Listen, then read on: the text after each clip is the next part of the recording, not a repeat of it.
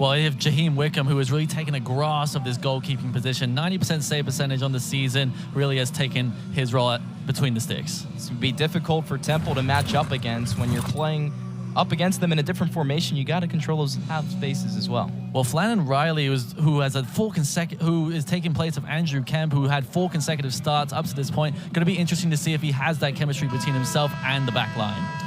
And he'll be the director of really communication when you think about a guy, a netminder, who's going to see everything in front of him huge for the Owls. His opposite number, Jaheim Wickham, getting a start for Syracuse.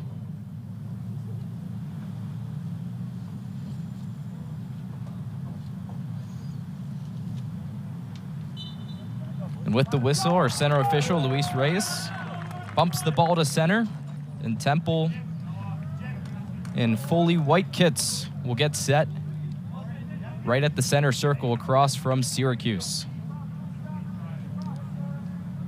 This is a matchup for Temple to really build upon. As the first half starts, coming off their first win of the season, they play pretty much directly so far to start, Nick. Guess that's the key, to just go early, go and attack. Shot goes on, and it's just wide by Kobayashi. Well, sorry, Jared, there, but the first 10 minutes of this game are going to be very important for both teams. Who's going to dictate the tempo? Who's going to be the one? Who's going to be the team that's asserting themselves going forward? And even in the first 30 seconds, Temple already having a shot away. They have clear intentions of dominating this game and catching Syracuse out. To reset out of the back, it's Syracuse up the right wing with Kacheski. Nate Edwards blistering with pace. First touch cross to the far post. D'Agostini right into a block of Temple players. It was a miss kick from Rocco Heuflinger on the far side that gave D'Agostini the opportunity. Great ball in from Nate Edwards.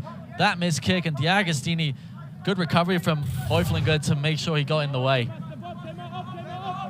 We mentioned the verticality the first 30 seconds or so with Temple. Now the Owls in their own end, and they concede a foul. Well, this game is getting aggressive already, and that's what it's going to be in these games. These Tuesday night games for Syracuse out of conference, they're going to be tetchy and definitely being held on to there. Raven Barnett, who has been such an engine for this team, for Coach Green, played every single game this season, captain of the team as well. Number 8 in orange and blue, Giorgio Kacheski, stands over the ball. A midfielder who has doubled the assists to his name comparatively to last season. Part of that reason, playing as the primary set piece taker for Syracuse.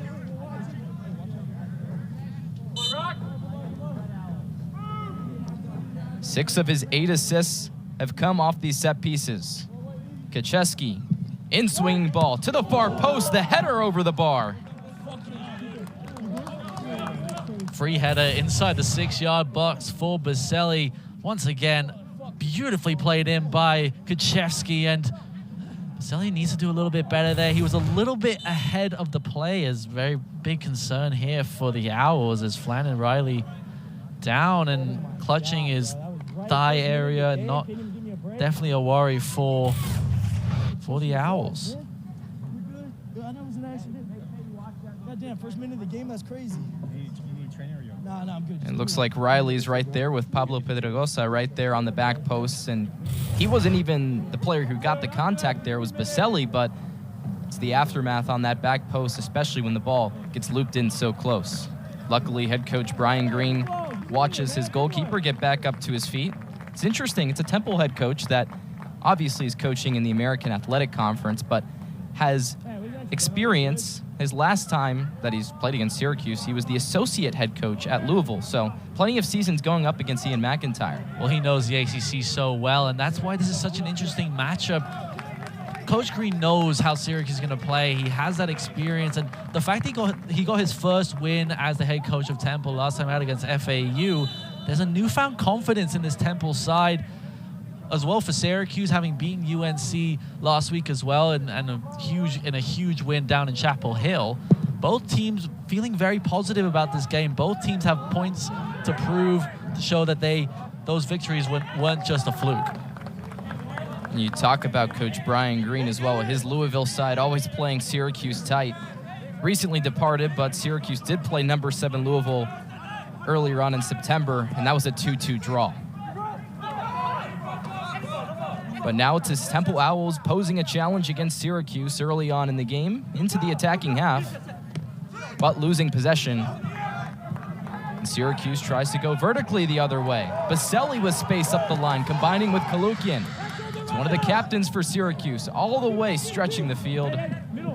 D'Agostini chases and continues the offensive attack.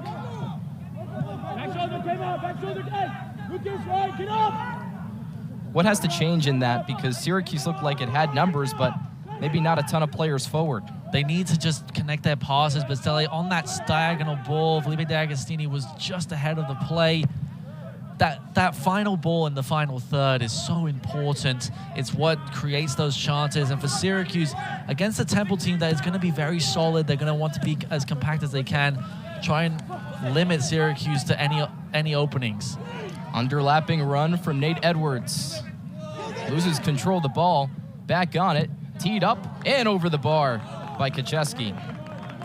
That was a much better chance on the face than it really seemed for Kuchevsky. He had a lot more time than I think he realized. He could have taken an extra touch and really needs to hit the target from there. Poor effort in the end from the captain. The captain done so well, especially under the tutelage of Ian McIntyre, who's started Kuchevsky since he was a freshman.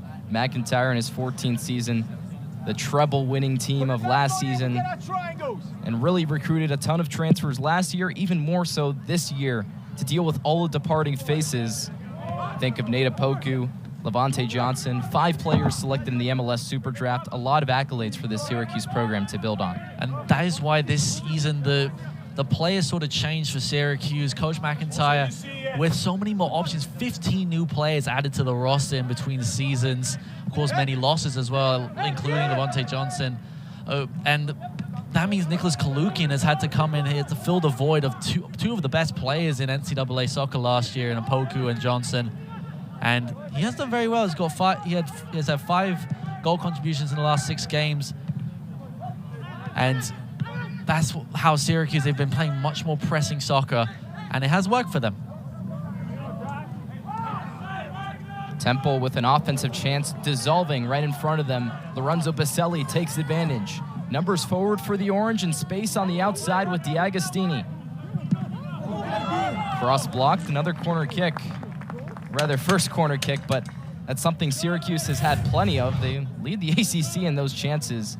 They led well. They're second most in all of NCAA at the moment. Set pieces are so crucial. 9 of their 19 goals have come from set pieces this season. And when you have someone like Giorgio Kuchevsky on the corner kicks, it makes it very easy to get assists and goals from any sort of set piece.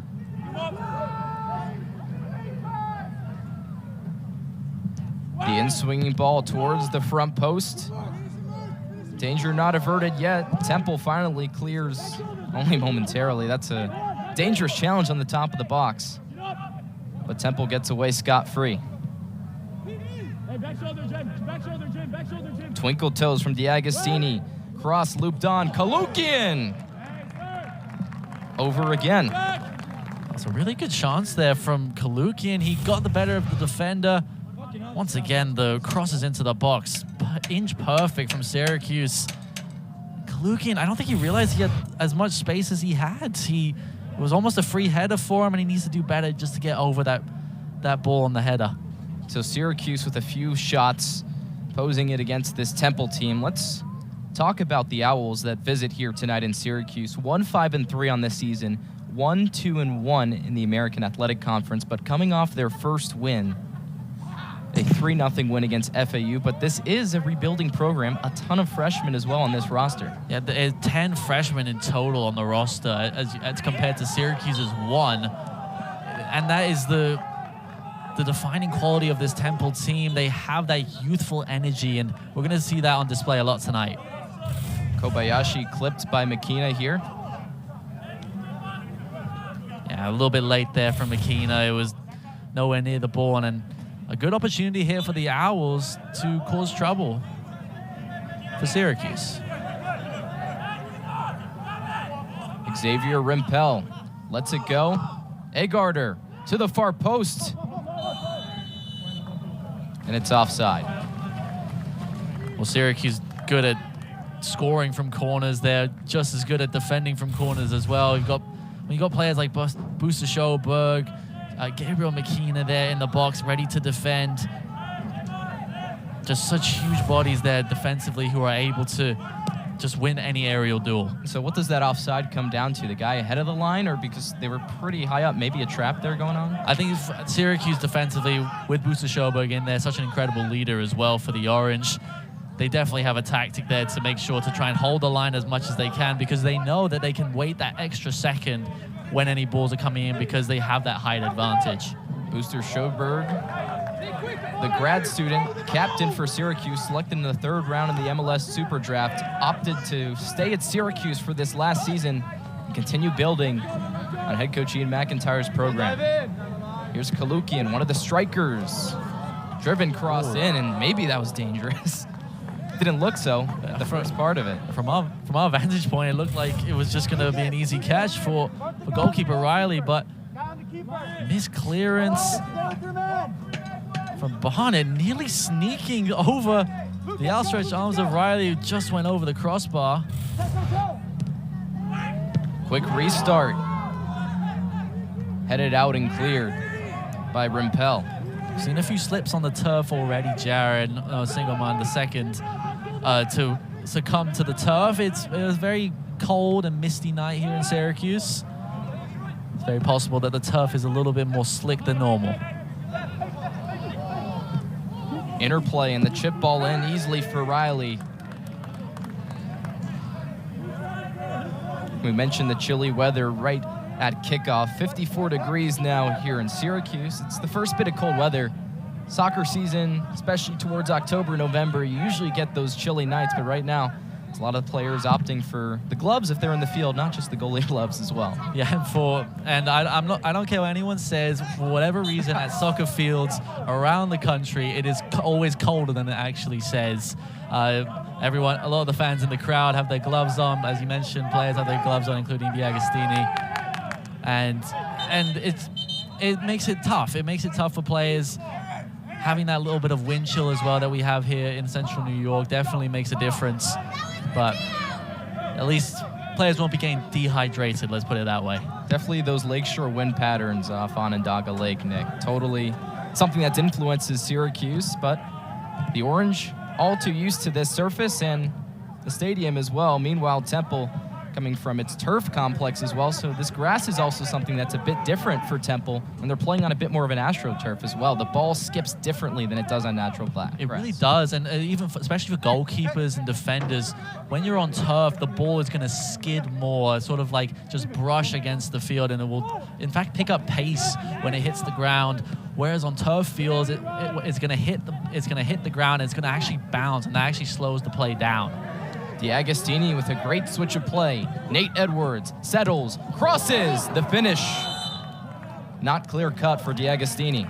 And it's an offensive foul against D'Agostini there. Once again, Nate Edwards with the ball in. Beautiful diagonal ball from D'Agostini, who started the play. And good defending in the end from Temple. D'Agostini just couldn't get over that one. Flynn and Riley will reset play for Temple. This is his first start in over 4 games. The last 4 games he sat out.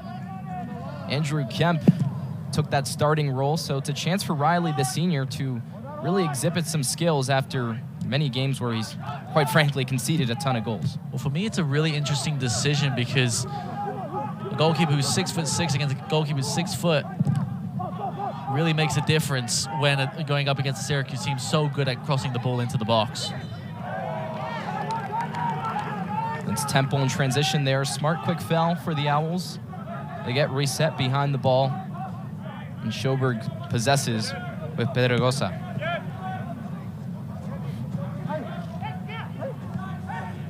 The left center back. Up the middle, good combination, but Kalukian slipping, that's where the pitch gets a bit slick as well. Yeah, well, especially when he'll stepping forward to try and check into those plays like Kalukian just did. You're putting a lot of pressure on when stepping forward onto the turf, and this really beautiful natural surface that Syracuse has here at SU Soccer Stadium. When it is cold, there's definitely more of a possibility of there being a few slip-ups. There's definitely the possibility of there being less traction than normal. Nate Edwards with the ball, back to Josh Balouz. He started in every game for Syracuse, but the question was, will he play as midfielder? Will he play as a center half right now as that right-sided center back? Well, when he was playing at Purdue Fort Wayne, he was one of the best attacking talents. And there's Edwards, the transfer taken down, wins a free kick in dangerous position, like you mentioned. Blazing speed from Nate Edwards. And that's his best quality. His athleticism is just incredible. He's able to sprint away from defenders even with the ball, and sometimes the best thing to do, like Aaron Markowitz did for Temple, is just to foul him. Aaron Markowitz, only his second start of the season for the Florida Gulf Coast transfer, so maybe a bit of nerves as well going up against the defending national champions. And once again, these set pieces from Giorgio Kuchevsky, an ever threat for the Orange.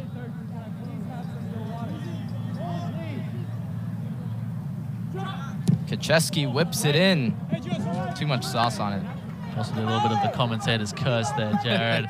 As soon as I said that Kuchevsky's really good at those crosses, but there's a reason why he's playing every single game. There's a reason why he's always on the team sheet. He has now the tied for third most goals in program, most assists, in program history for Syracuse. And being from just outside Syracuse and Liverpool, it's really cool to see a local kid flying for Syracuse. Oohs and ahs from the crowd after Riley slipped on the ball, but Nick, like you mentioned, or rather the turf, that is. Once again. Yeah, look at that. But you mentioned Giorgio Kuchevsky, just down the street. It's really crucial for a program like Syracuse even to not just recruit players, but also look right in town, basically, and find these talents. But here's another transfer, the Michigan transfer, in Nicholas Kalukian. His pressure only forces a throw-in for Temple. He has had a good stretch of games, had 5 straight games of having a goal contribution. That ended against UNC last week, so we'll have to see if he can get back to scoring ways. Obviously had that goal against Colgate last Tuesday. Really good finish, a very smart striker's finish from him last time. We'll see if he can replicate that today. Syracuse resetting at midfield with Balouz. Bit of a different look in possession for Syracuse. Looks like there's only 2 center backs and maybe McKenna right now floating the midfield. How can that help Syracuse find the ball in these moments? Well, it adds an attacking threat in the forward areas. It adds a player. You have Nate Edwards, who's now pressing more forward. Pablo Pedrogosa as well on the far side is pressing forward. It just gives the Orange more numbers going forward. And Temple starting their team sheet with basically 3 up front, but at the moment, it really only looks like Juan Cepeda's up top, really, when they get the ball. So when they have to break and get numbers forward, there's not much support. Well, Temple did expect to not dominate the game as much as Syracuse will. Syracuse were going to have the ball. It was expected that they were going to control possession. I think Coach Green definitely saw that. The thing is, Juan Cepeda, he is a huge physical presence up front and is able to play with his back to goal and create chances like this. And there he was there. 1 versus 2, and his teammate couldn't do the rest. Syracuse resets again with the throw. But that's who needs to get involved for Temple tonight. Cepeda, and that was important for Coach Green as we spoke to him in the week.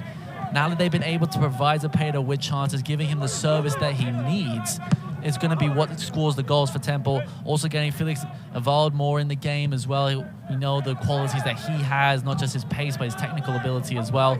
If they can get themselves integrated into the play, Temple should have a good night. Mentioned Felix Evalde, their leading talisman with 3 goals and an assist on the year. Temple, the goals have been hard to come by, but when they need someone to create in that attacking third, it's coming from the midfield and moving forward. So they'll have to win those balls back. Right now it's Syracuse.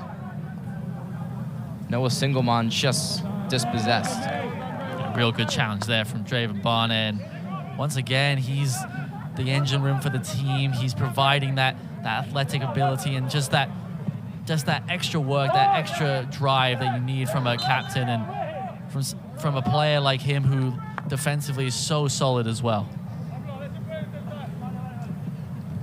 Especially on a team that has close to 10 freshmen really recruited on the roster, a handful of them making starts tonight. Really important to have guys just like Draven Barnett, who started all 14 games last year, playing 9 this year so far, and has been a staple fixture for Temple. The free kick lofted on. McKenna plays outside. That's where the space has been for Syracuse to attack. Quick intercept by the Owls. Kobayashi.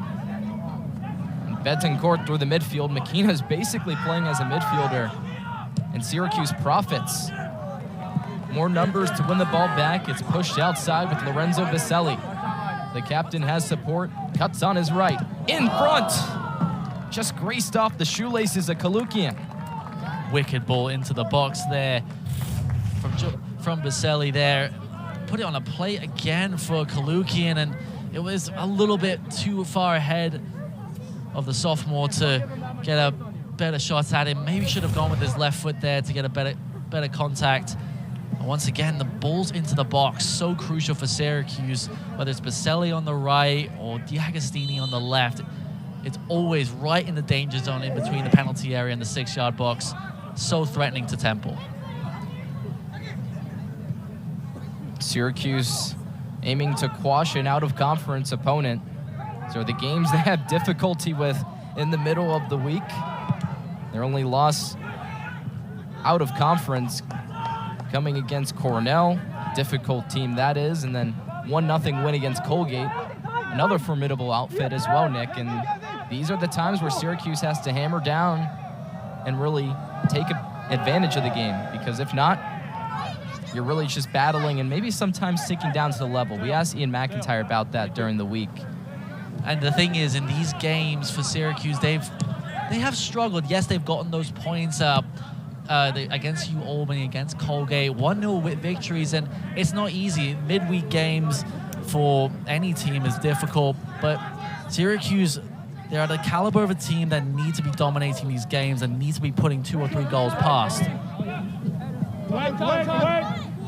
Edwards with a solid delivery. Nobody on the back post. Syracuse will rebuild at midfield. And that final ball needs to be a little bit better for Coach McIntyre and his team.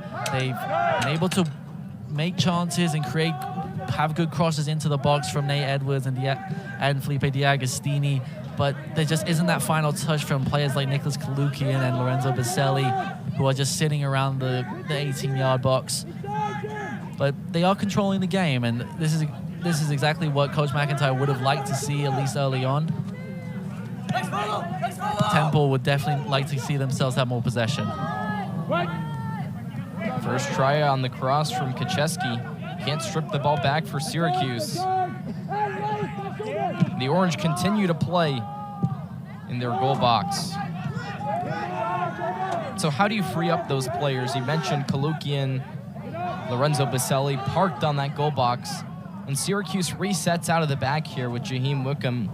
How do you free up those positional players? Well, I think one thing for sure is that Nate Edwards and Felipe Diagostini on the wings, if they cut inside and sort of free and then add more bodies into the center, it would mean Syracuse would need to play a bit more direct than they have been. But Syracuse are able to do that. They can press high and force those mistakes as well and play in between the lines. Beautiful threaded ball. Baselli keeps it in play. Lorenzo Baselli, the leading point getter to Kacheski. And his shot's way off the mark.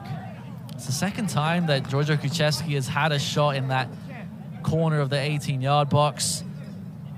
And second time it has gone wayward.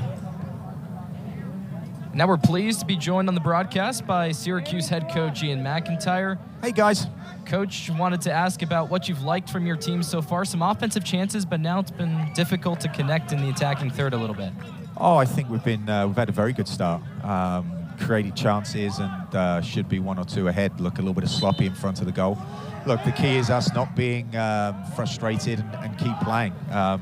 Stop their look. It's they're looking for the target, the big number 9, and trying to pick off the second balls. But I think we're doing a good job. So keep it going, and we just need one of these, a little bit more quality in the final third. We're seeing that you're sort of playing with 2 defenders, defenders sitting back. Why do you add that extra, whether it's Josh Ballou's going forward or Gabriel McKenna? Why do you add them into the attack? Oh, I just think we're doing a good job of overloading spaces, and they're doing a lot of chasing. So if we can do that and keep the ball moving.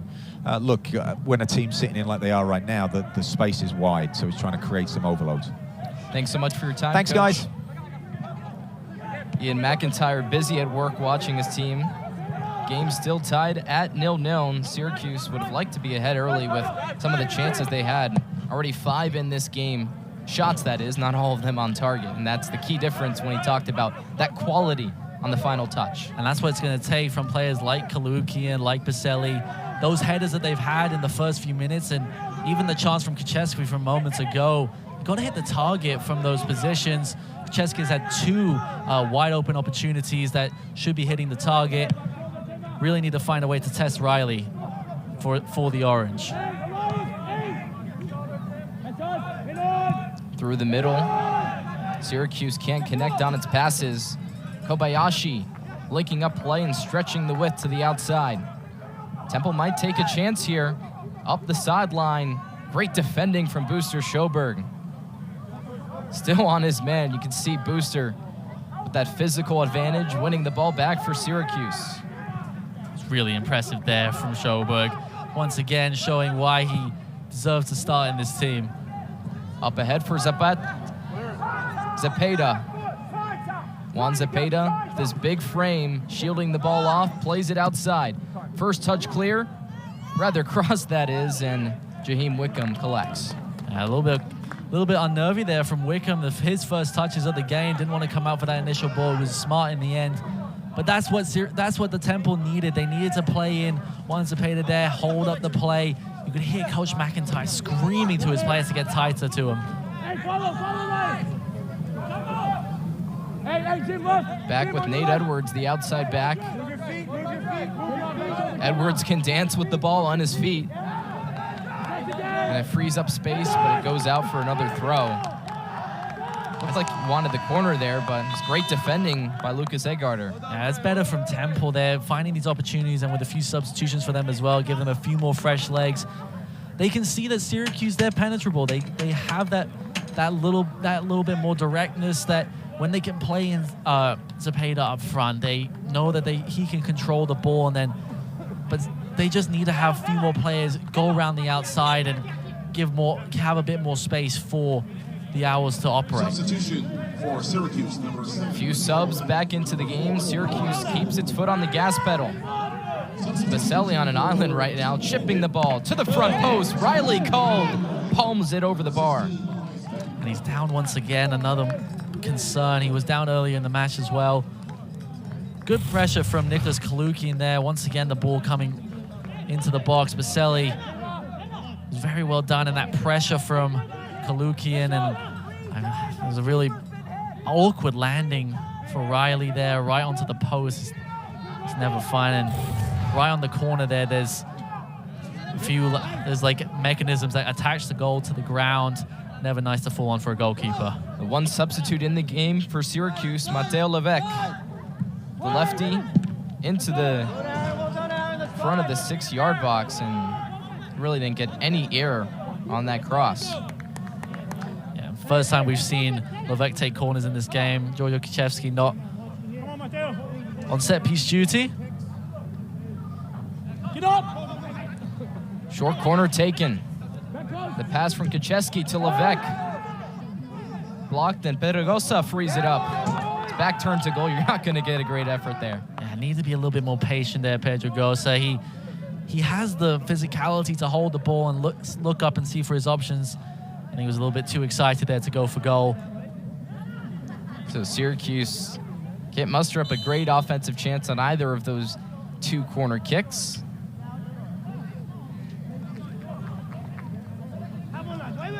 But again, this is a good matchup for Syracuse to take. Entering this game at 6-2-3, 2-1-2 in the ACC. Their next opponent, number 21 Clemson, matches up against the newly minimum ranked for Syracuse, number 10. And that one's on ESPNU. It's going to be a riveting matchup when you think about the history between these two squads last season as well. It's such an important game in the ACC as a really late challenge on Baselli. Jimmy Leader. And Baselli leapt to his feet to avoid the challenge, and it's just a difficult one where both players' momentum are taking them into each other. Yeah, well, Leader, he had won the ball, so there's definitely no foul in that. Just an unfortunate situation for Baselli. He just couldn't get out of the way in time. It was going to be that hard defending from Leader there, and in the end, it shouldn't really be any sort of foul. It was just going for the ball, 50-50 play on the sideline. And Baselli's not happy with the call, but the center official, Luis Reyes. A smirk on Baselli. He feels a little bit hard done by, yeah. He did get launched into the air there, Baselli. It was definitely not a nice landing for him. It's the way the game's been called, though, by Reyes, the center official. Gone both ways. Not many stoppages thus far.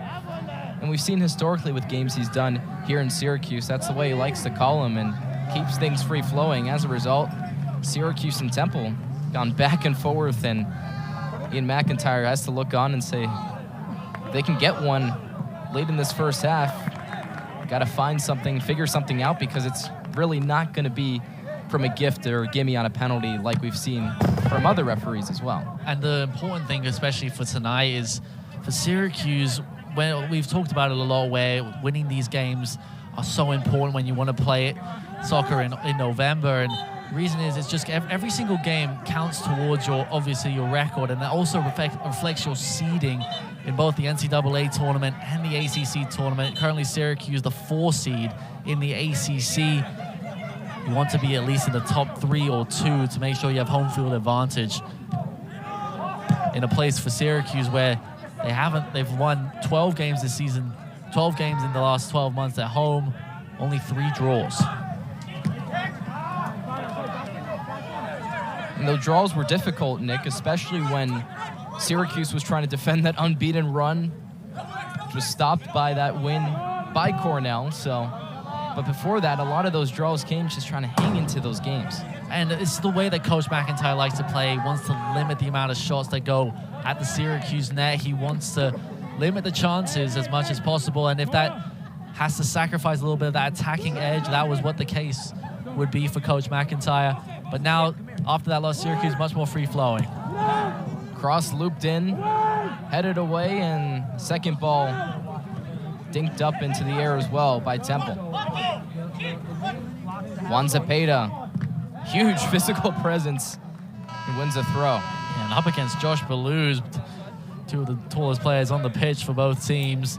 It's going to be a very fun matchup between those two tonight. Substitution for Temple. More substitutions on the pitch for the Owls. Few players making their way onto the field, shifting the shape of Temple, sitting in a 4-4-2, a bit of a low block. We'll see if things change here, but so far that's brought a lot of success to head coach Brian Green's squad sitting behind the ball. Well, they're looking to hit on the counter-attack, looking to play in Zepeda up front, and then as Zepeda holds the ball at the top of the Temple offense, his teammates can then loop around, whether it's Kobayashi, whether it's Evolve, who are able to push and then make those overlapping runs down the outside and give opportunities to Temple, and so that way they can add numbers in the Syracuse half. D'Agostini in a recess position, and Baselli just over the bar. He's arguing it would have been in if it didn't get deflected. I have to say, Jared, from our vantage point, it did look like it took a deflection, and I have to say it did look like it changed its course. Another really good opportunity for Syracuse in the Temple 18-yard box. Syracuse really need to just start hitting the target, start testing goalkeeper Flannan Riley.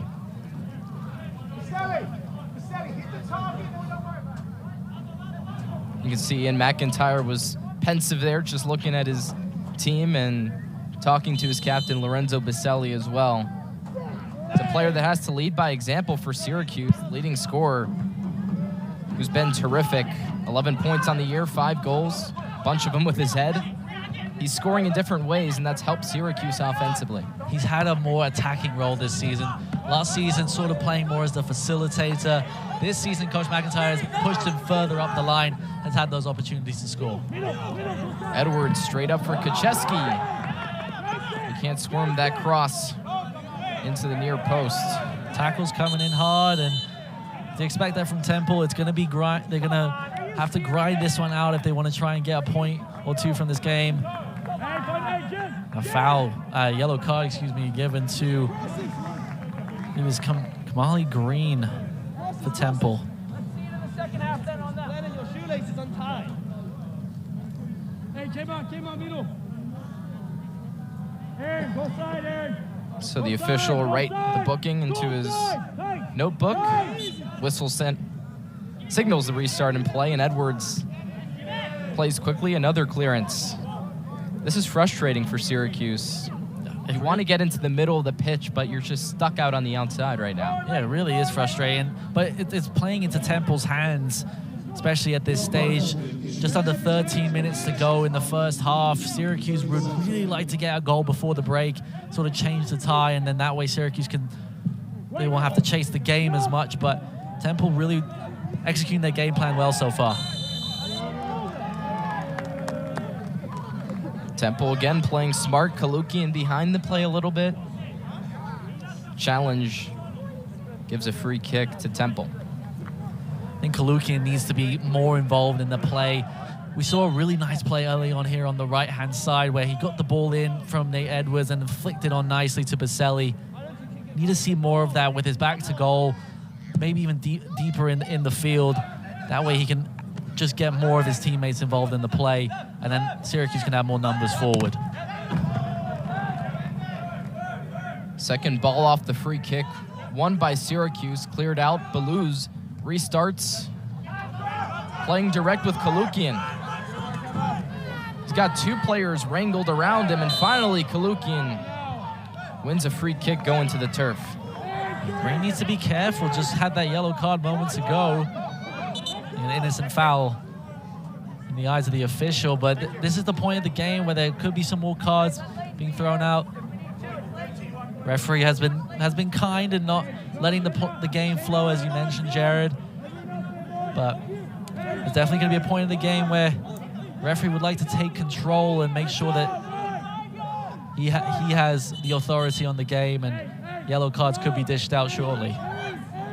One-man wall set up. It's Tesho Kobayashi. And he's not going to give him the 10 yards there, Nick. That's probably what Syracuse is arguing about right now. Besides the placement of the ball, gives Temple enough time to get set up. Yeah, it's taking a really long time to set this play up, but Kacheski over the dead ball again. He's had good service thus far in this one. Deeper position on the free kick. First clear is thumped out, and Levesque can't twinkle toe his way past pressure. He has to reset with Booster Schoberg. Yeah, smart play from Levesque to just reset the play, try and stretch the field a little bit more for Syracuse.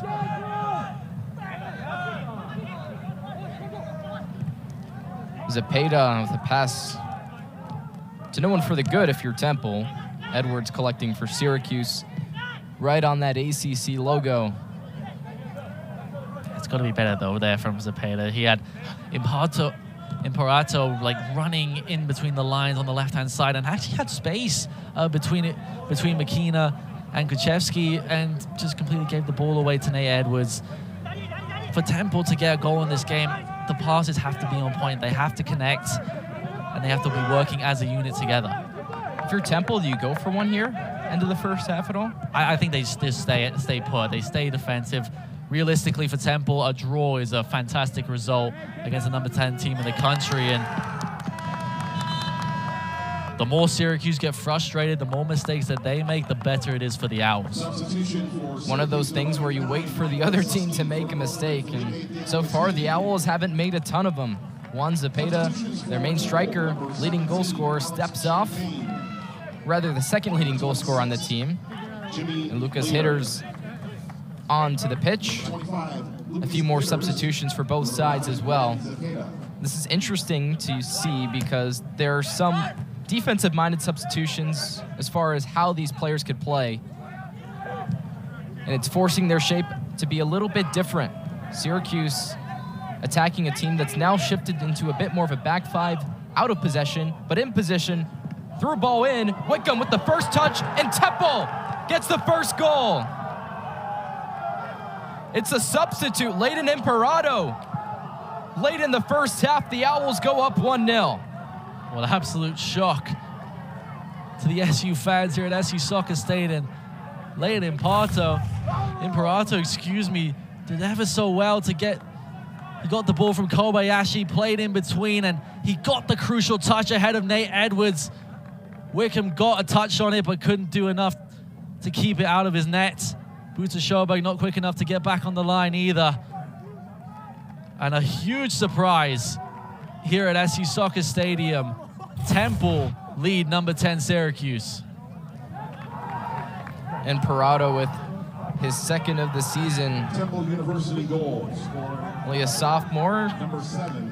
who contributed plenty as far as play time last year, but didn't have a goal to his name. So far he's building on some positive things for this Temple program with his second of the year.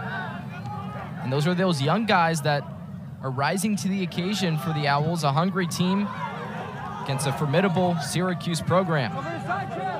The Orange want to respond. Lorenzo Baselli, the cross thumped out for a corner kick. I mean, it's a complete shock to the system, really, for both Syracuse and for Temple. This is exactly the perfect scenario that they needed. They needed that goal against the run of play, and Syracuse really going to need to chase now. Cross looped in and cleared out. It's another one for Syracuse. Towards the near post. Levesque's delivery has really not been good enough in the second half. The deliveries need to be better from the set pieces for Syracuse. Levesque tries again, this time to the far post. Can't get a clean header of it. Kacheski reverses it.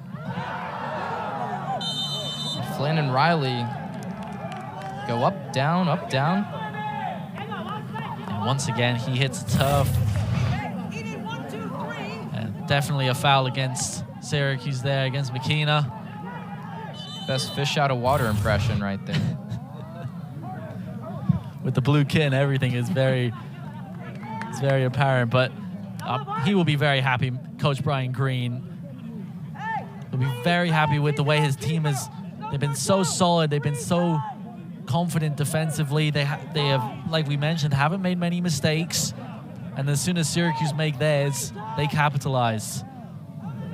And you can see him yelling at his team right now. You'd think he'd be content to be up. Well, speak to him at the end of the first half. 7 minutes to go to see that result through. He knows how important this is for him and his whole team. Still time, over 45 minutes still to play. But Temple really putting a spotlight on this game at the moment.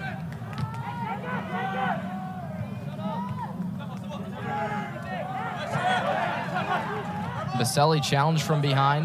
McKenna restarts quickly. Kalukian can't let the ball run past Kamali Green. It's a fifth-year player for Temple. We spoke about the lack of experience. Well, Green, one of the guys that actually boasts a ton for the Owls. Syracuse look a little bit more rattled here, Jared, in at least the last 5 minutes since the goal. They're trying to press forward, but making too many mistakes, and they make mistakes in their own half. This is very uncharacteristic of this Syracuse team, who've been so solid defensively in the last 2 games, against UNC, against Colgate. And all credit to Temple. They've done their game plan to perfection, and really deserve the credit. And Filea with the cross. Fifth-year player substituted on to the pitch, and maybe a bit of nerves. It's only his second appearance thus far on the season. He's only played 34 minutes on the young season, so maybe a bit of nerves for the Spanish native. And it's bound to happen in a game of this magnitude against the national champions of Syracuse. Temple, their toughest matchup, especially the toughest non-conference matchup of the year for them.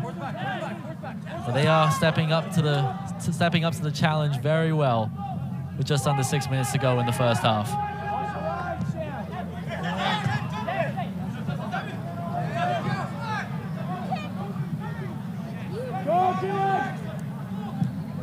Layden Imperato scoring his second of the year for Temple. It was the first goal of the game just minutes ago. This changes things for Syracuse. The rankings dropping right before kickoff, basically. The Orange move from number 18 to number 10 in the nation. And a loss to the Owls. Obviously, you got another half to play, but it would be a huge blow. I mean, it could even knock them all the way out to the top 20, Jared. And a Temple team that's only won one game this season be an absolute shock. Levesque, curler inside. Susky lets it run. Another corner kick try, this time from the far side.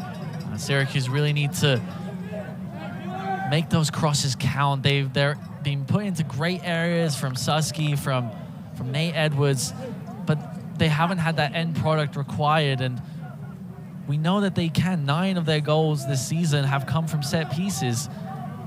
Players like Belouz and Schoberg in the center, they need to get on the end of these corners.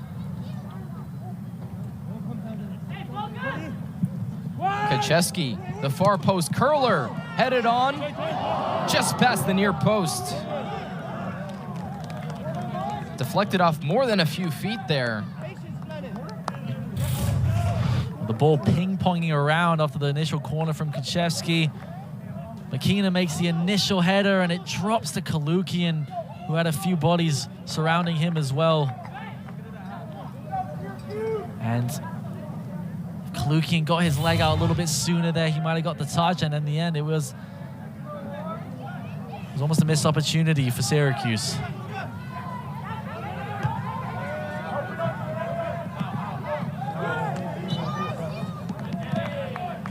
Baselli didn't keep that one in play.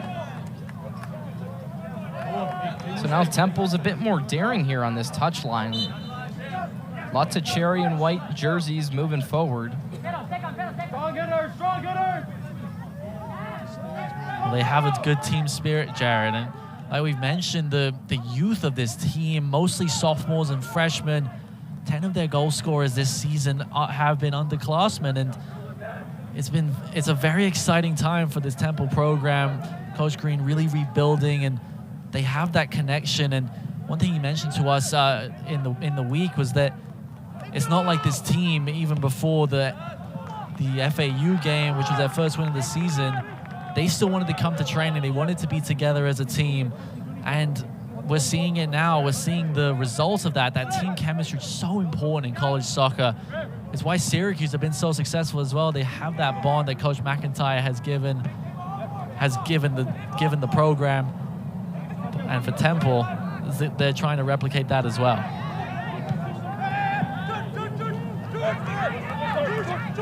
SU's midfield press forward, maybe a chance in transition for Temple. Heaters across the box. And good play from Edwards to track back.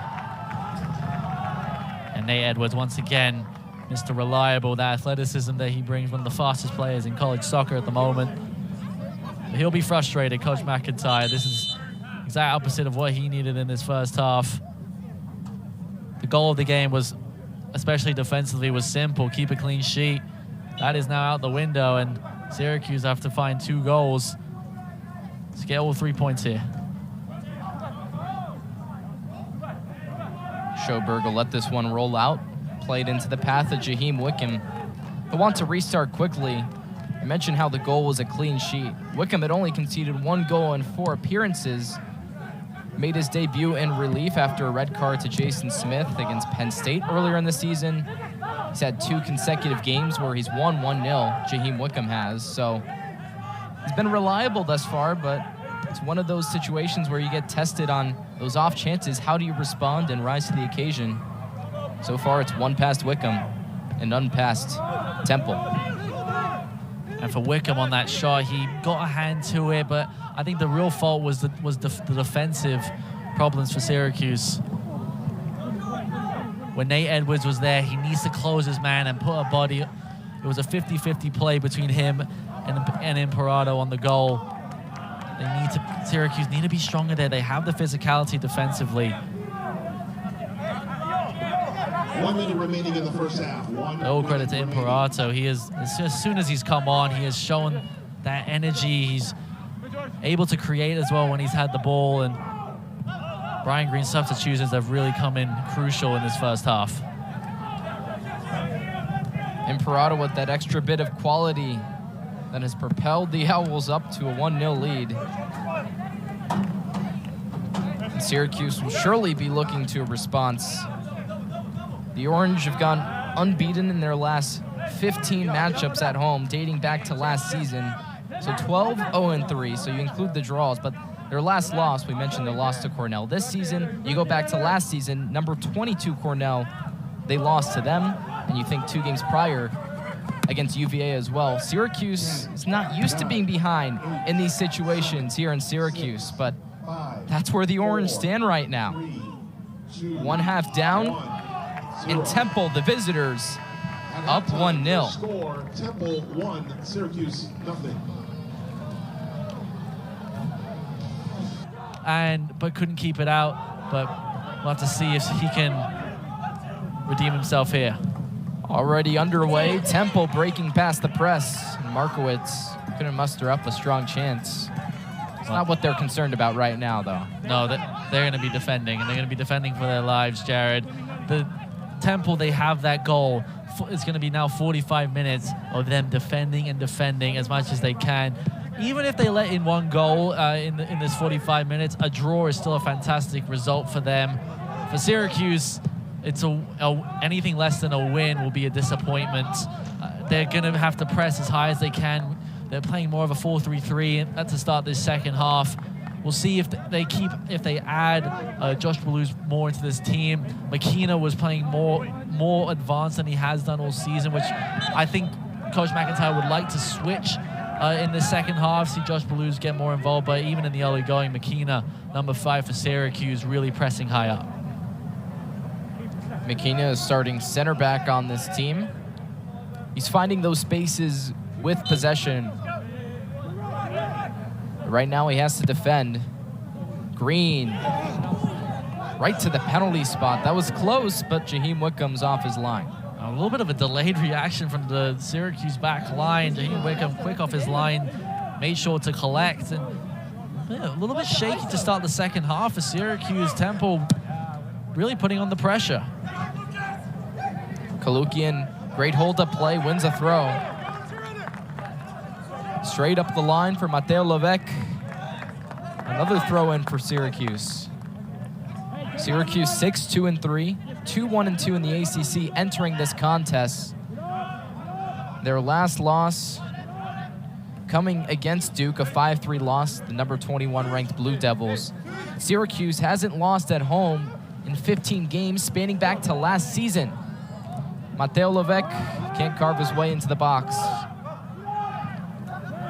Temple playing with about five at the back at the moment. Beautiful interplay, D'Agostini.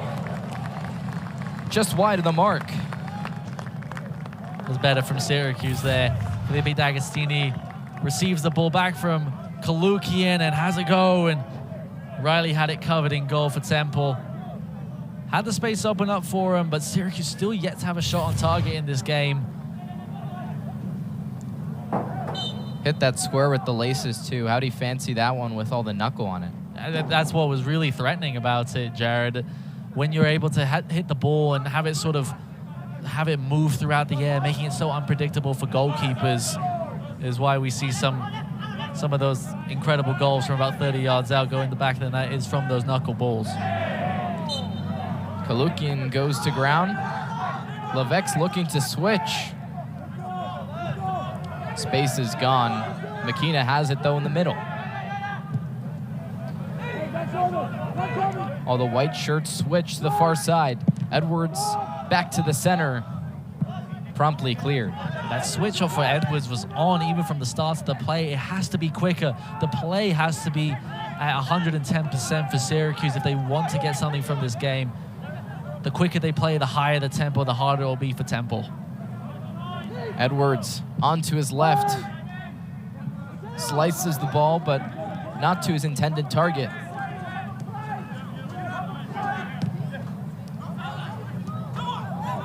Beautiful run on in. Singleman stays on his feet. Squares it up top. He falls out to D'Agostini. Another corner kick, one for Syracuse. Syracuse really overloading the left-hand side at the moment. Felipe D'Agostini and Matteo Levesque working well together. D'Agostini have been the bright spark so far in the second half, creating chances for the Orange, and another corner for Syracuse to get an opportunity. Matteo Levesque spots it up for an outswinging ball. The delivery headed clear strongly by Temple. It's Aaron Markowitz on the second ball. Pushes it up forward for Kobayashi. Maybe there's some space. Zepeda, though, straight into Edwards, who gets challenged. An easy decision there by the referee, a foul on Edwards. He's playing once again in this game for Syracuse, playing all over the midfield. He goes from one side of the field to the other and then is able to get back so easily just because he has that speed and athleticism. It's so impressive from him, but he needs to be more involved in the attack for Syracuse. And we'll remind you about this Temple team that earned its first win of the season only in its last game, a 3-0 win against FAU. But they entered tonight as Wickham nearly clears it away. Markowitz is on it. Aaron Markowitz gets the ball inside, off the crossbar, but a hasty challenge behind the play nullifies it all. Pedregosa is still ailing on the turf. Once Zepeda, the guilty party at the moment, at least according to the referee. Great pressure from him, and I'd say a little bit of poor defending there for Buta Schoberg. Oh, Pablo Pedregosa might be a little bit lucky that he got that call for him. He's still on the ground, so possibly just a win taken out of him. Zepeda, who is he's so physically dominant as a striker, 6 foot 20 pounds. He's got that muscle about him as well, and that is the concern for Syracuse. And the mistake from Jaheim Wickham, who nearly gave the ball away. Pablo Pedregosa back on his feet, but Buta Schoberg, that sliding challenge just didn't have the urgency, didn't have the intent required to win the ball back. Possibly for Schoberg, is still sort of working his way back from injury, so possibly didn't want to overstretch, especially with that hip. Just a little bit of a concern defensively for Syracuse. They need to put their bodies on the line. It's that distribution that costs you sometimes with inexperiences, just making those little decisions in play against a Temple team that's hungry. The Owls pressuring. But here's Pablo Pedregosa back to his feet. Cross not near the mark, and he's still pressuring. Syracuse just looks a bit discombobulated, if that's the word you would say, Nick. I think that is a pretty good word to describe the play, Jared. They're just not connected at all and making too many mistakes. They're not connecting their passes. They're not having those looks at goal required. And Temple, well, I feel they've been a little bit hard done by a few of the refereeing decisions to start this second half, are definitely on the front foot at the moment. Syracuse can have all this possession, but Temple on the counter-attack, trying to force the Syracuse mistakes. They're doing very well. Syracuse has profited plenty off of set pieces in this season. So Matteo Levesque stands over the ball. Curler, far post, claimed by Riley, but he goes to ground. That was dangerous if Kalukian could have got a toe poke on it. A little bit worrisome there for the goalkeeper.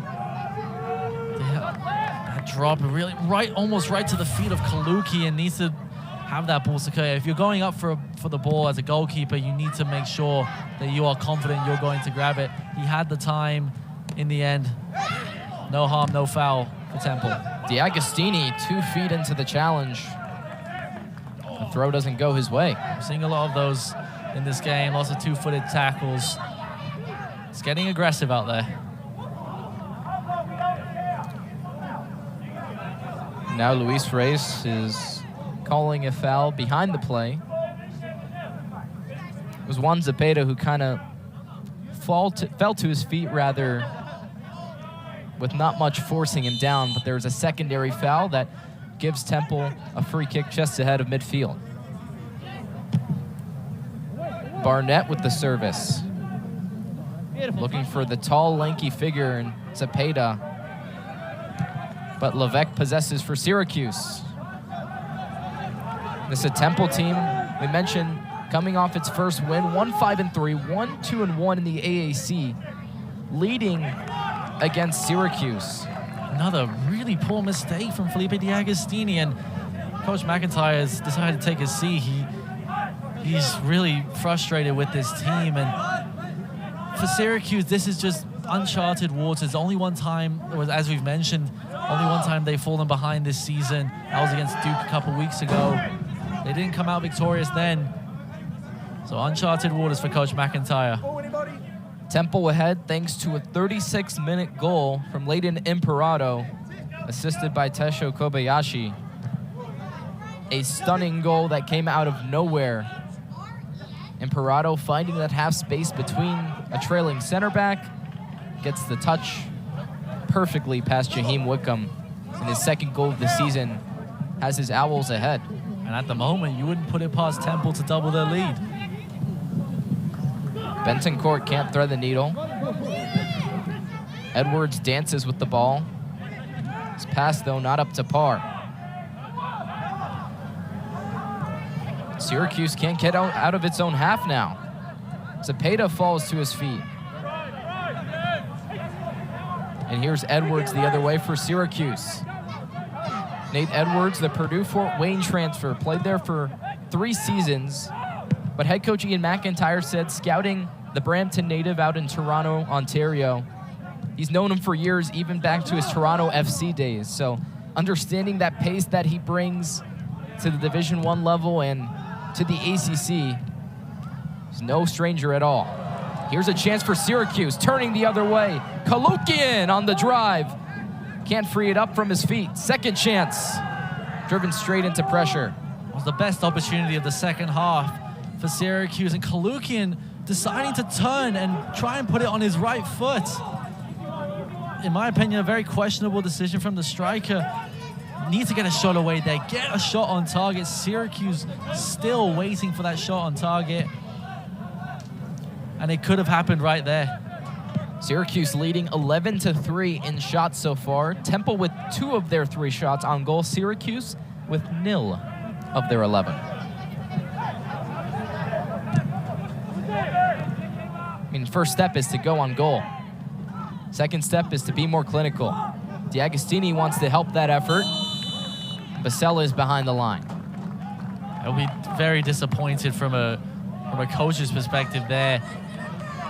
For Nicholas Kalukian there on that shot, you need to have, no matter if you have a stronger right foot, at this level, you need to be capable of hitting shots with your both left and your right foot.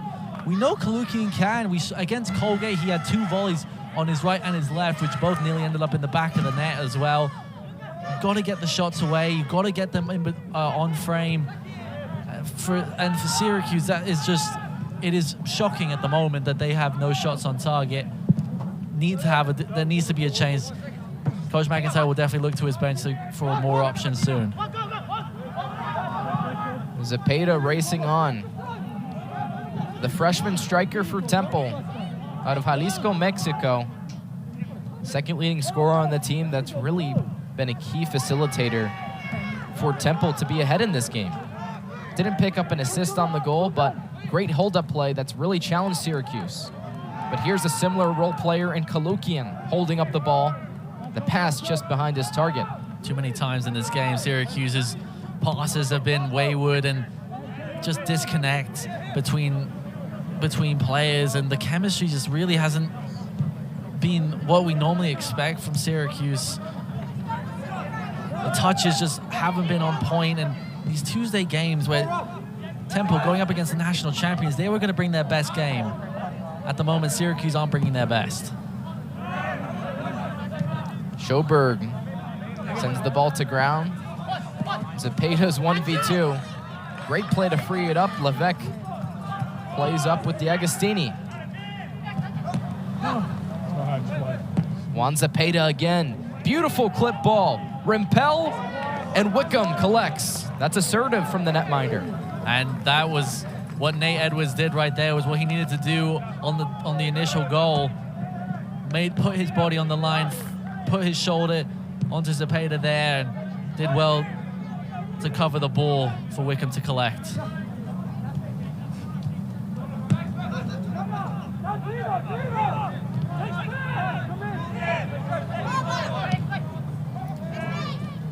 At a certain point, does this result beg a change in formation if you're Ian McIntyre? I think it's more about the individual performances at the moment, Jared. Players like Levesque, D'Agostini, they've been involved in the game, but as soon as they get into this area in the final third, it just all falls apart. Nicholas Kalukian needs to get those shots on goal. When he collects, he needs to involve more of his teammates. But for Temple, they're just that rugged dependability has continued throughout. Baselli with a push into the back of Lucas Egarter. Another one of the freshmen on this Temple team.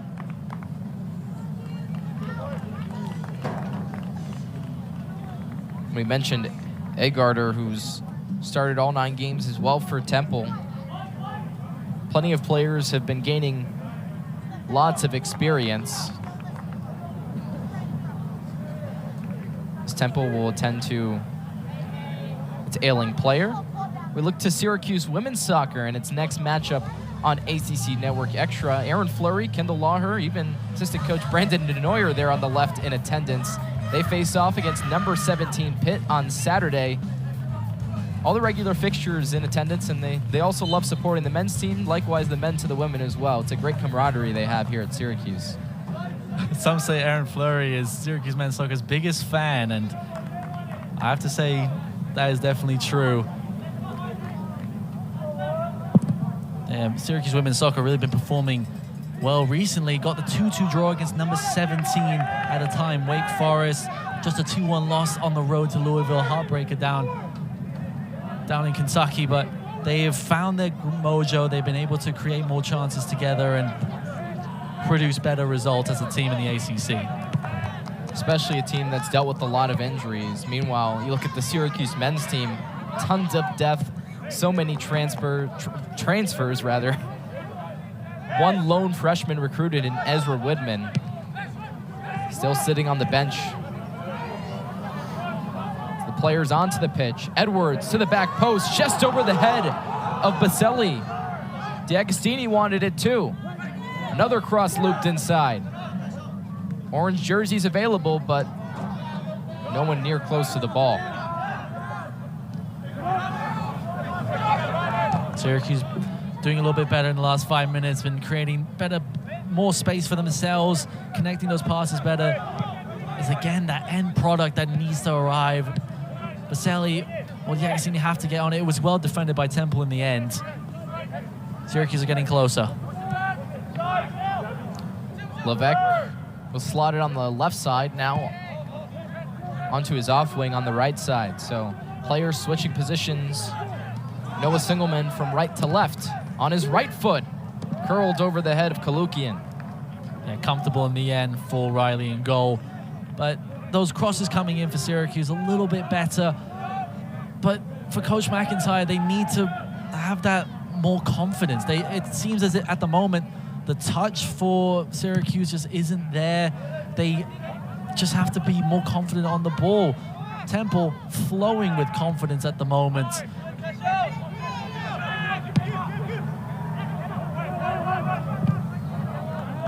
Outside footed pass by Levesque, cleared away, and Syracuse and Temple have substitutions at the ready. For Syracuse, number 99 on the right of your screen, Michael Susky, enters the pitch with the Liverpool native and captain, Giorgio Kacheski. And Michael Susky, he could be really important in this game for the Orange. Was really instrumental in the game against Colgate last Tuesday. Had, in the space of 10 minutes, had 3 opportunities, one resulting in the assist for Nicholas Kalukin's goal in that game. Definitely like to see him get more involved for the Orange. With Gabby McKenna subbed off the pitch, Syracuse with 2 center backs on now, 4 in the back. They got to just attack now, Jared. It's not throwing caution to the wind with adding more attackers, but they need to have more bodies forward. Fortunate slip up, Kacheski's cross, Landon Riley. Safe in the breadbasket there. It's been like that really since the start of the second half. And Syracuse is almost crossing like there's a hope and a prayer, Nick, but no one really with certainty. And this is where we have to ask the question of whether these crosses into the box is the way forward. Syracuse do have the talented players. Baselli is able to work away from spaces with his feet. Michael Susky, who, as I begin to compliment him, loses the ball there, but he's able to make space very easily for himself and has that power to just have that little touch away from the defender and to try and have a shot at goal. Kalukin able to hold up the play well as well, but has to try and get his teammates more involved. Maybe a quick switch of play for Syracuse. Executed with Nate Edwards. Check of the shoulder for Levesque. First time pass outside with Susky. Michael Susky freshly into the game. The substitute, this first point in Syracuse Orange, an assist on Nicholas Kalukin's game winner against Colgate 2 games ago. Another one of those difficult matchups. Although Colgate just in Hamilton, New York, not too far from here. It's a team that Syracuse doesn't play super often. Meanwhile, Temple and Syracuse matching up in their first ever meeting. The Orange have found this a difficult task against the Owls. Baselli challenges and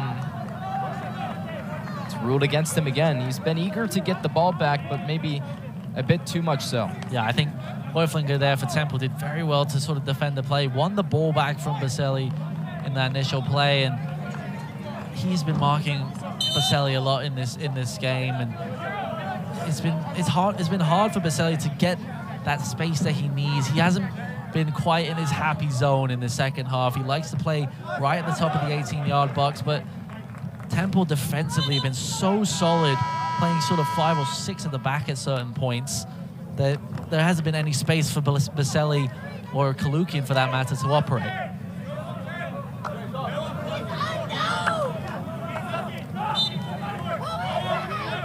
Coach Brian Green for Temple in his first season opting for more experienced substitutes. Here's the 5th year. Filea with a pass into space, no one on the end of it. But there's a 5th year, and then you look at number 22 in white, Daniel Moya, a junior as well. These are the guys that are going to put the pieces together for this Temple program with the lead. And when you have such a young core of players as well, having that little bit of extra seniority and that extra experience really does make a difference in these games in particular.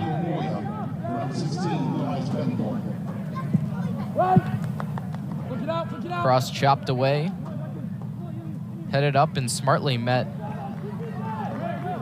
by Baselli. Edwards lets it roll out. And DeAgostini only got a quick rest. Substitution for Syracuse, number 11, Felipe. Off for a minute, back onto the pitch. Lorenzo Baselli comes off. I think a needed substitution. Baselli has worked hard tonight, but for little reward at the moment. So what does DeAgostini bring that's different from Lorenzo Baselli in these situations? Well, he brings that just a little bit more of a technical edge. Baselli has really good positioning. His movement off the ball is very good. But Felipe DeAgostini, when he has the ball, he's able to create a lot of chances, especially on the wing. Levesque skipping past his man. Susky couldn't connect. Gets the fortune of a throw. Syracuse restarts quickly. Susky stays on his feet. Then he's taken down. Dangerous free kick here for Syracuse. It's Rocco Hoifgluckner with the challenge. First straight into Susky.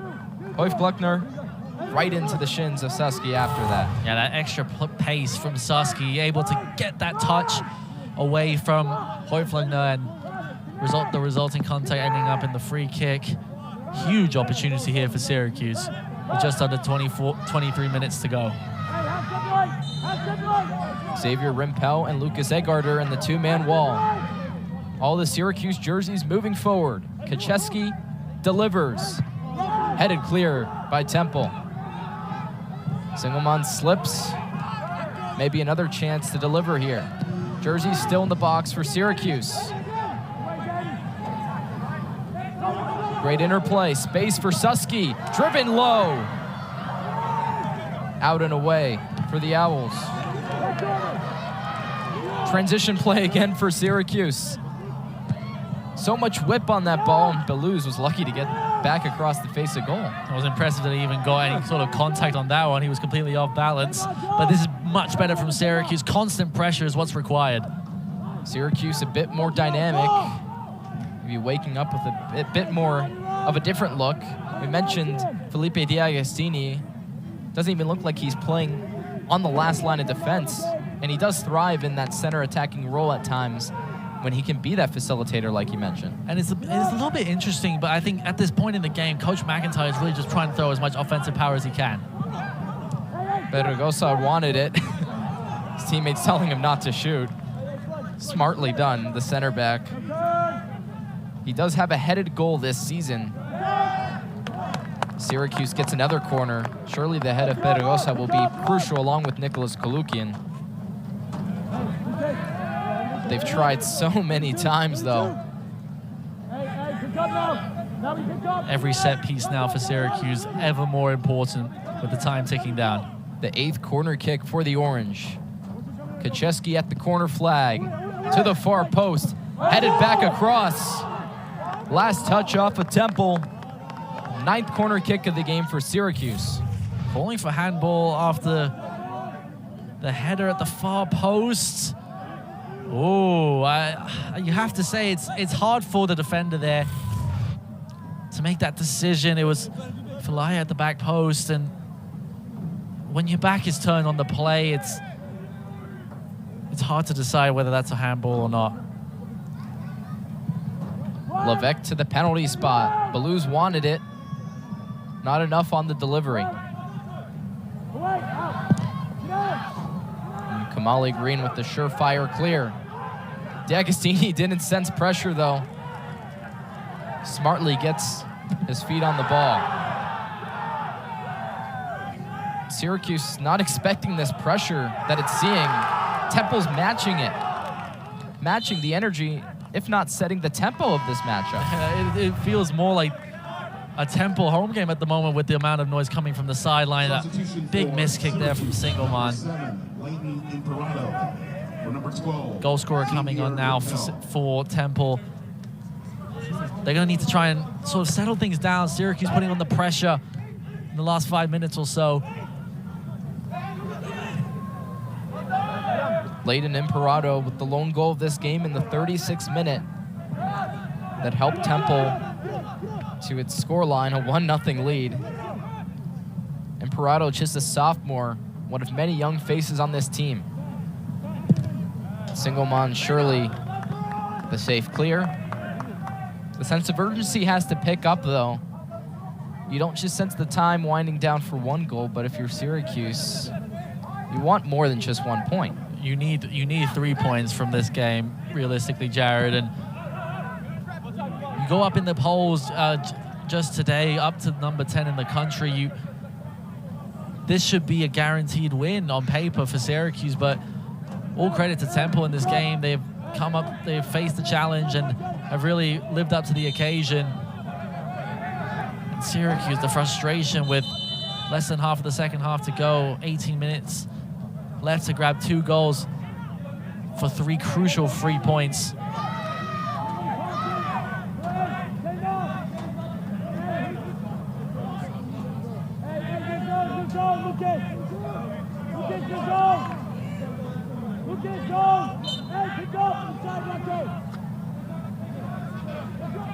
Kacheski goes short. Edwards, first time, looping ball. Ballou's on the end of it. That was threatening, and it was Flandon Riley, his biggest ask of the night. He stands tall to it. First shot on goal for Syracuse in this game. Ballou, 6'6" frame, gets it on target, but comfortable in the end for Riley. Didn't have the location required and was comfortable in the end for the Temple goalkeeper.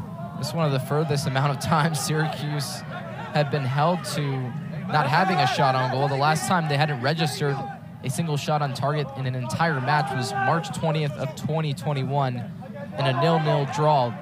This game far from scoreless. Temple's been a bit more really cognizant of finding those threatening chances and taking advantage. D'Agostini with a bit of class. Felipe D'Agostini challenged but taken down fairly. I question why D'Agostini didn't play it to Kuchevsky, who was with him. Medill with the through ball. D'Agostini had to get his head up there. Kuchevsky had space to his right, and it would have been an easy tap-in goal. Another missed opportunity for Syracuse. It's that final touch. Syracuse needing it in this game.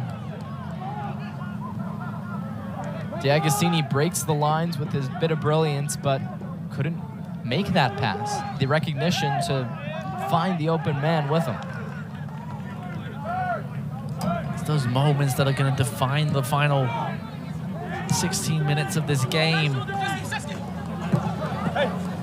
Can Syracuse make those right decisions against a Temple defense that has just been so solid all night? Kalukian's first touch pass, too far ahead of Susky.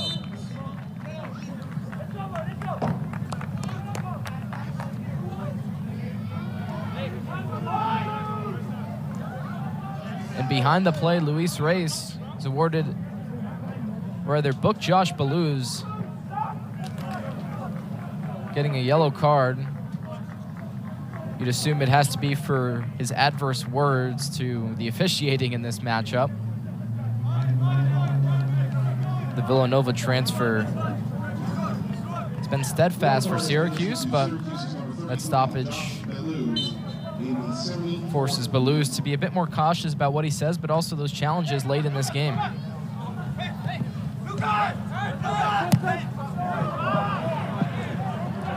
Imperato wanted that ball, but checking back so he wasn't offside. And Syracuse searching for answers. Andre de Blasio, number 24 in orange and blue, is set to enter the pitch. Currently waiting for his substitution. He's played in the last 2 matchups. He's kind of finally had his name called upon. You think of an SU program that really allows younger players to marinate and learn behind a lot of older players like a Michael Susky, but now it's de Blasio's turn to make a mark on this game. He's been given some playtime lately, and why not at this point? Realistically, for Coach McIntyre, he's looking for answers. Having de Blasio come on is a little bit more, that given that energy, does he have the hunger to make a difference in this game? And that's what Coach McIntyre is looking for, someone to make a difference. He's placed a lot of trust in de Blasio in these past few matchups. Situated on the right side flank. Kalukian tugged down from behind. Just outside of the penalty box. A little bit, it was very close to the line. It can't be reviewed by the refereeing crew. It was definitely outside the box. Once again, Syracuse a huge opportunity. Brian Green knows how much these matches mean. Spent 4 years at Louisville, first-year head coach for Temple. His Owls squad, after only winning once the entire season in their last matchup, still ahead against Syracuse. The Orange can take advantage. Kacheski driven in. Riley with the fingertips. Had to be on his toes there, Riley, the goalkeeper. Ball was sweeping towards the back post. Wasn't sure if it was on target or not, but goalkeeper made an intervention. Kacheski, sense of urgency continually on the rise for the Orange. Syracuse bumped up from number 18 to number 10 today, just ahead of kickoff in the United Soccer Coaches poll. This would surely put a dent in Syracuse's status. Levesque, great one-touch passing. Kacheski into a wall of Owls. Another corner kick. Coach McIntyre furious. He thought it was a handball. Quick restart. Levesque. Far post. De Blasio can't get ahead on it.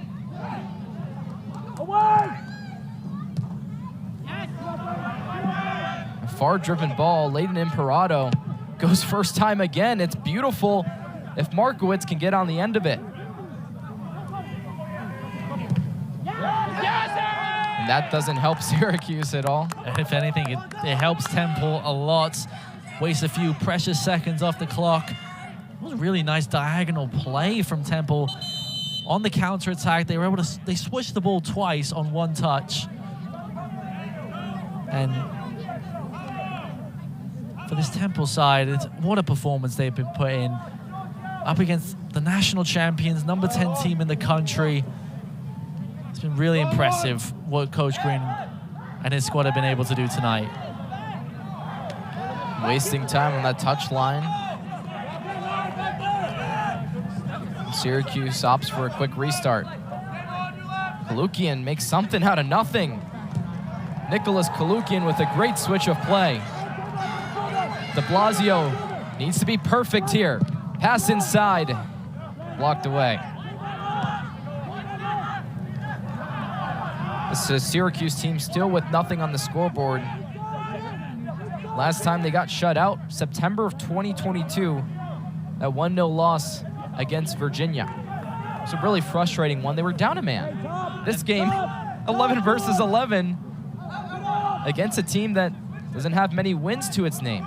And the longer this game goes on, the more credit you have to give Coach Green and this Temple side. They've executed what they needed to do tonight perfectly. Edwards chops it inside. And it will be a free kick right outside the area. It's Syracuse's favorite place to get fouled in this game. Constantly being fouled right on the byline outside the 18-yard box. Once again, Syracuse, they need to have better service. The service tonight has been poor from the Orange, uncharacteristically so. They have 10 minutes to help. Kacheski wastes no time. Delivery, squared across by De Blasio. First time from Singelman. Deflected, hops just past the far post. Not a bad effort from Singelman. Ball was whipped in with pace towards the back post. Blues couldn't get on it. Singelman hits it in and took a deflection off of Busa Schoberg. And Temple breathed another sigh of relief.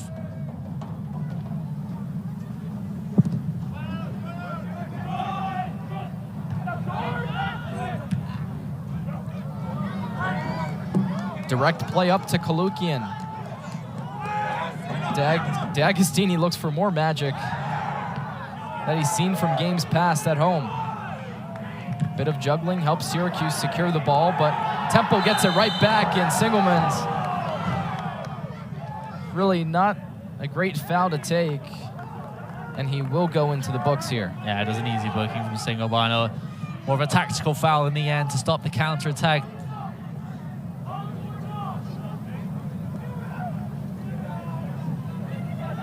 Yellow card has been issued to Syracuse's number 4, Noah Singelman, in the 80th Syracuse minute. always with the reputation of being the most gritty teams in the ACC. 33 yellow cards.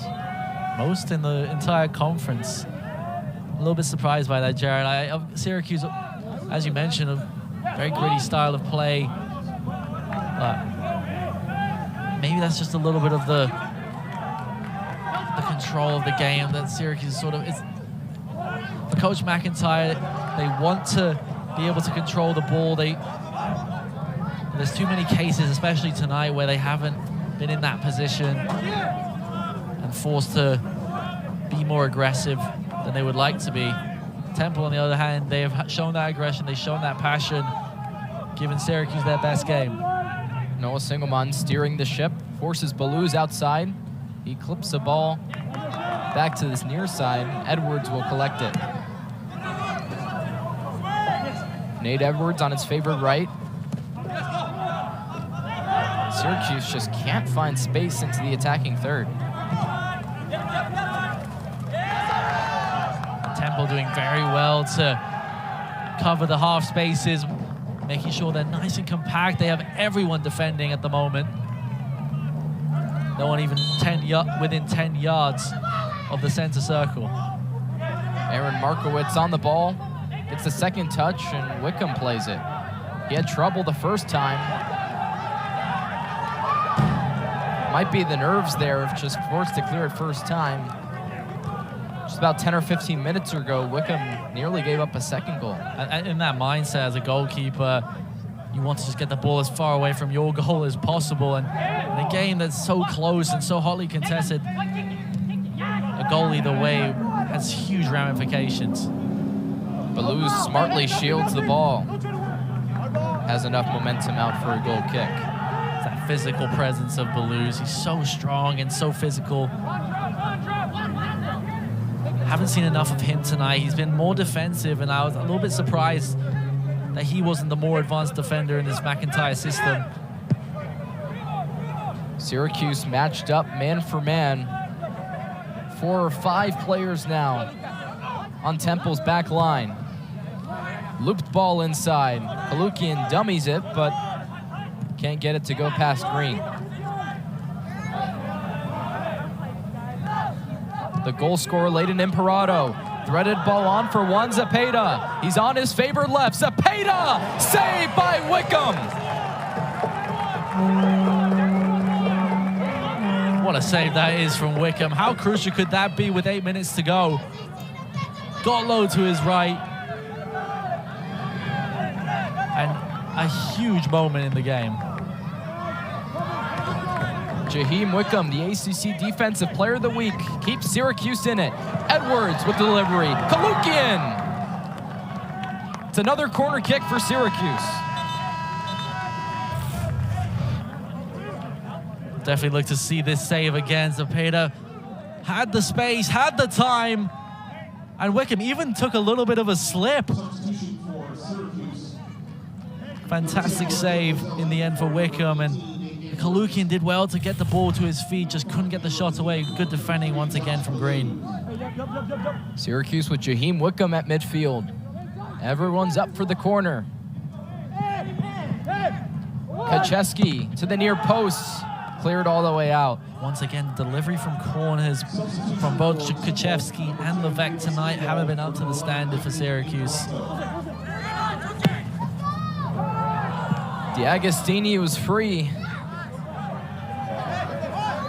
Needs some communication there to know what kind of touch to get. Absolutely, and the amount of, he had 5 yards either side of him. If there was someone who had communicated to D'Agostini that he could have even tried to control that ball, he would have had an opportunity. Juan Zepeda, great distribution. Pedregosa has to run around the referee. Gets a bit lucky there. And here's Levesque straight up the gun. Kalukian plays direct. Can't get on the end of the ball. All credit to Kamali Green tonight for Temple. He has been so solid defensively. He's been able to mark Kalukian so well. Been first to the ball on many occasions. Really impressive tonight. The fifth-year player from Philadelphia. Here's Green again, shielding play out. It's a goal kick for Temple. Just 5.5 minutes to go. The clock continues to run down, of course, in NCAA men's soccer. Counts down from 45, and it doesn't stop. Number 24, George Medell. No overtime as well, a rule that was changed last season. So this is the second season to where there's no overtime in the regular season. Saves the players' legs a bit, but also creates a sense of urgency for these players to get a result, whether they want the draw, whether they want the win. And for Syracuse right now, it looks like you'd be happy with at least one in these final 5 minutes. It's going to be an uphill battle against Temple, playing with a lot of pride right now. You could say the Owls get a lot better when the night really turns, and ever since they scored that goal, Nick, the second half, they've dominated. They have it, especially at points in the game. They may not have the possession, but there have been so many occasions where there's 3v3 against Syracuse, 3v2 in certain circumstances. Cepeda had an incredible opportunity just moments ago. If it weren't for Wickham, this game could be cut and dry. McKenna. Felipe D'Agostini. Only so many twists and turns you can do. The young Andrea de Blasio can't keep it in play. More time off the clock for Temple. They were to hold on. What a massive victory this would be for Coach Green and the entire Temple program. First year head coach.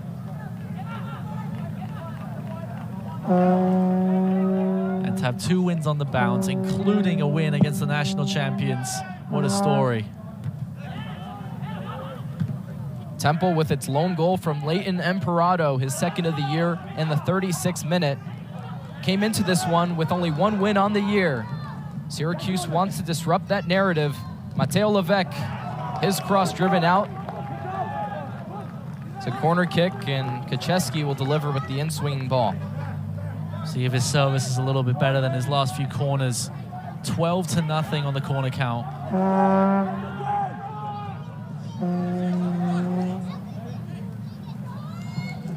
Kacheski's ball, far post, it's in the air. Who will claim it? Landon Riley touching over the bar, another Syracuse corner. Better safe than sorry there from Riley. The ball was sweeping towards the crossbar, had to be sure. Everyone's up for the orange. Haven't lost at home since last season. Kacheski to the far post again. Schoberg across goal. McKenna!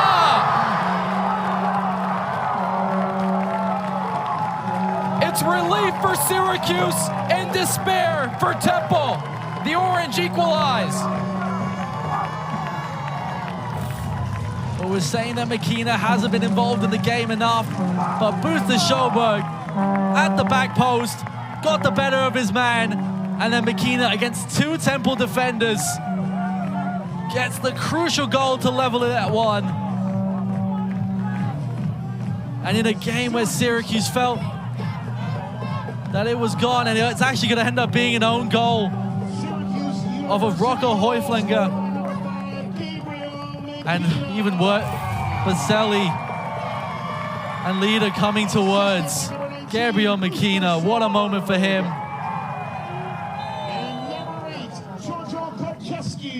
McKenna, a senior for Syracuse. The Niagara transfer played 3 seasons in the MAC, 12 goals. This season has 4 already, and they've been at huge moments.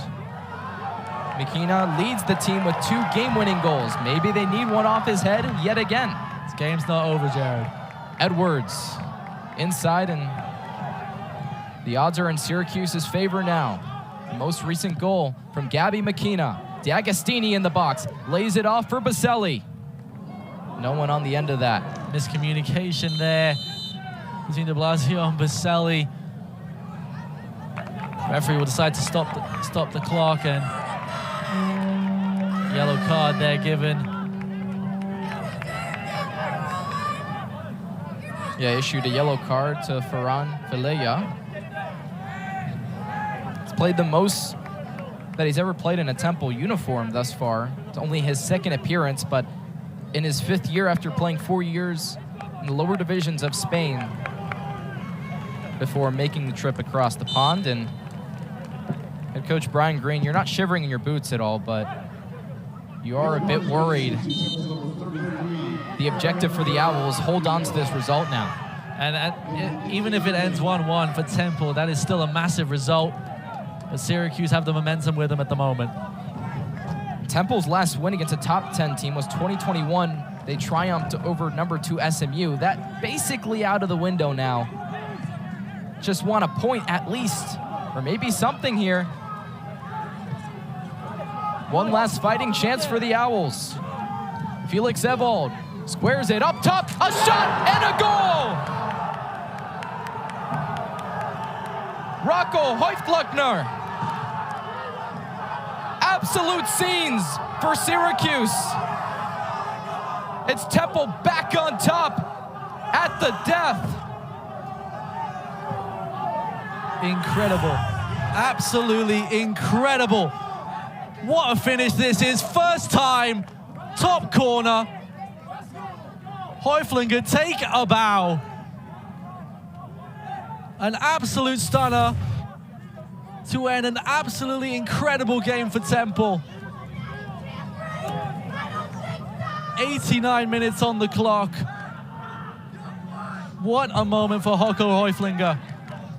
Heufgluckner with his first career goal in a Temple uniform. And things have completely shifted for head coach Brian Green.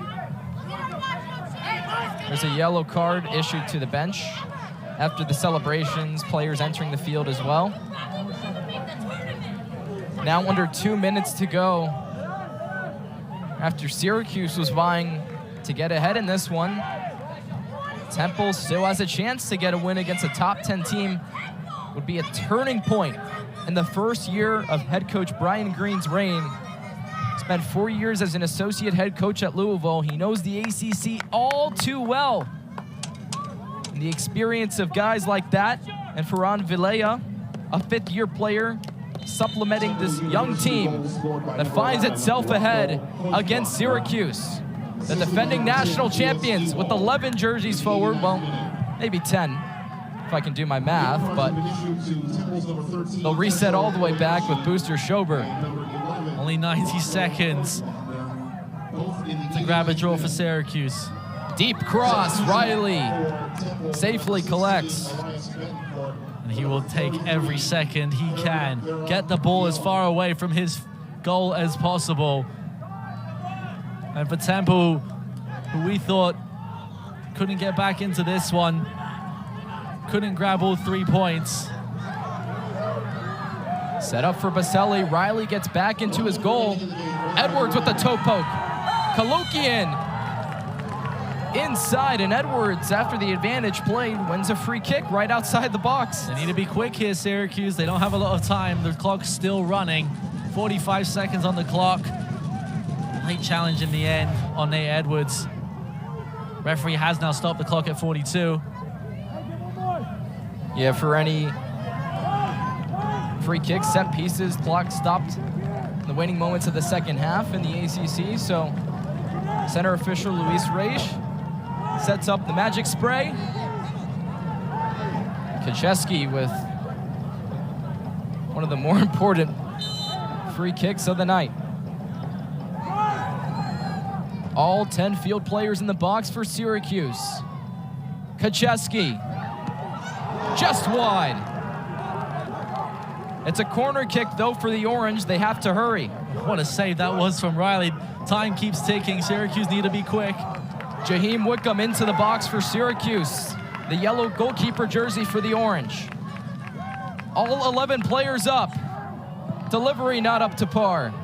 D'Agostini has to save it, though. Kacheski outside of the foot. And the header not up there from Pedregosa. Baselli can't save it. As the time winds down, it's Temple with the upset of the year thus far against Syracuse. A 2-1 victory for the Owls.